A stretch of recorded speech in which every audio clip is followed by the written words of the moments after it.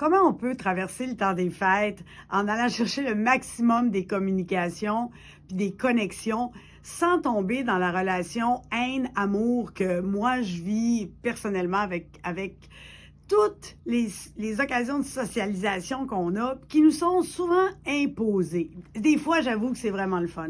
Moi, j'ai des trucs à vous donner, puis j'en ai un en particulier qui est tiré de parler et être écouté, puis je commence avec ça dans mon livre. Et le truc, c'est le suivant, ça s'appelle « Demander la permission ». Tu parles avec quelqu'un, puis là, la personne est en train de te raconter toute une affaire, une histoire qui est arrivée, puis là, elle dit, par exemple, « Oh, moi, tu sais, je le sais que j'ai un problème avec ma consommation de nourriture, j'ai un problème de poids. » Puis là, ils te racontent leurs affaires, tu sais, puis là, t'es là. OK, puis tu as le goût de leur donner un conseil, tu as le goût, tu le sais qu'est-ce qu'ils devraient faire.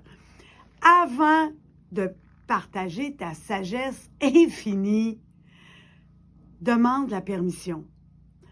Quelque chose comme, est-ce que je peux te dire ce que moi j'ai fait qui a marché?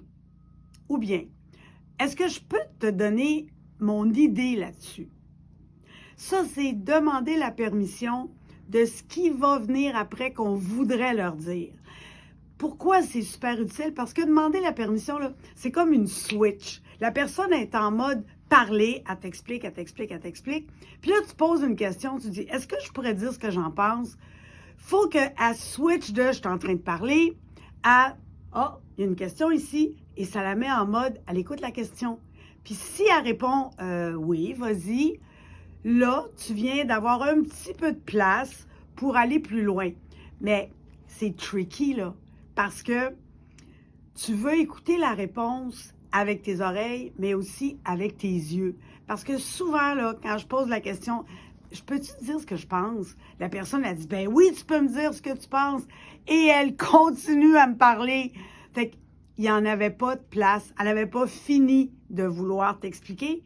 Puis peut-être qu'il n'y en aura pas de place. Parce que parfois, ce que les gens, c'est qu'ils veulent juste être compris, ils veulent juste partager, mais ils n'étaient pas en train de te dire ça parce qu'ils te demandaient des solutions. Demander la permission, là, c'est tellement reposant pour tout le monde. Parce que vous allez éviter d'avoir la réaction de « Ah, ben écoute, si tu veux régler ce problème-là, moi j'ai des idées, puis là on part, bla, bla, bla, bla. » Puis là, qu'est-ce qui arrive en retour? La personne, elle nous dit « Ah, ouais, mais tu sais, moi... » Puis là, tu sens que tout ce que tu as voulu partager, c'est pas partagé, ça te revient. Puis là, tu fais « Bon, pourquoi qu'elle me dit ça? D'abord, elle voulait pas de solution. » Elle n'a jamais voulu de solution. La raison pour laquelle on partage, c'est pas toujours parce qu'on veut avoir des solutions. C'est pas parce qu'on sait parler qu'on sait communiquer. Puis c'est pas parce qu'on sait communiquer qu'on sait connecter.